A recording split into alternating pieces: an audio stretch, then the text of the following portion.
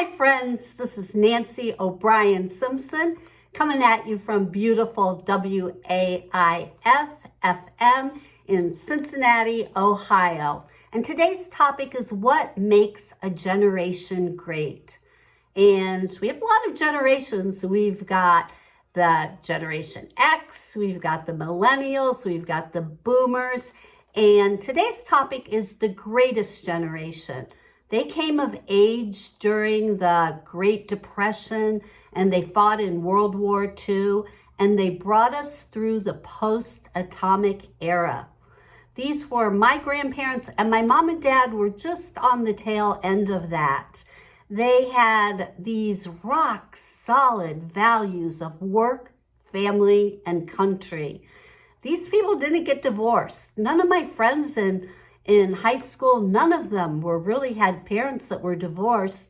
Very few moms worked outside the home, and people had sewing machines and they kept things in coffee cans, and kids could play outside, kick the can down the street, and being patriotic was a given.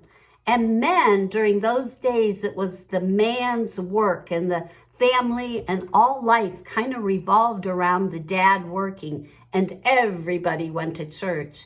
It was really kind of Leave It to Beaver land. People knew their place and the structures were secure. It was family, it was God, and it was country. But was it the greatest generation? Was it? Black Americans, African Americans in the South, they couldn't vote and they couldn't drink at public drinking fountains or go to the library, and their jobs, they worked in white people's homes, or they even still picked cotton back then. It was a hard time for African American people. Segregation ruled and it was strong. I was in the 4th grade before I saw my first African American person. We were downtown in Philadelphia, and my mom had taken me to Woolworths, and there were these Black people holding signs. And I was like, Mom, what is this? And their sign said, "We stand while you sit." I was in the 4th grade, and in Philadelphia, Pennsylvania, Black people could not sit at the counter in Woolworths. That is not a good thing. Homosexuals were deep in the closet. In my high school in Chicago, it was huge, a big high school. There were no gay people. I barely even knew what homosexuality meant, except for the fact that it had some pervish tinge to it. And so those gay people hid in closets.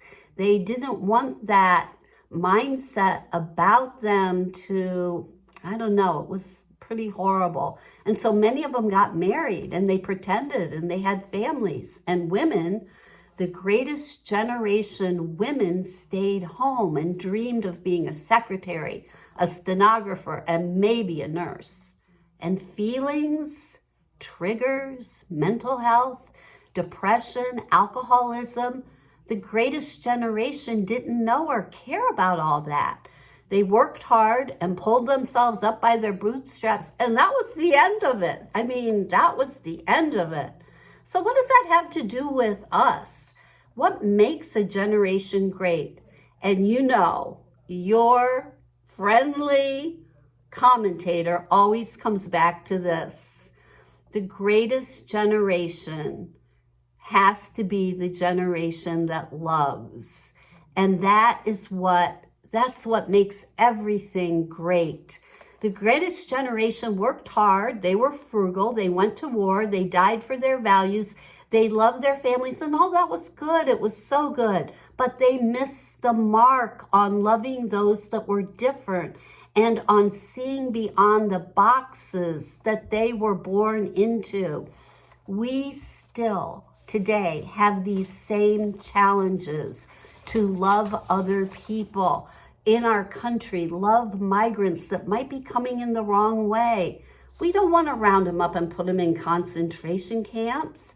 And we need to really think about this too. How about loving MAGAs? There's so much Trump and MAGA hate on my Facebook pages, loving people that are blue, red, loving people who have tatted faces, loving people nodding off on the corners due to fentanyl or other drugs.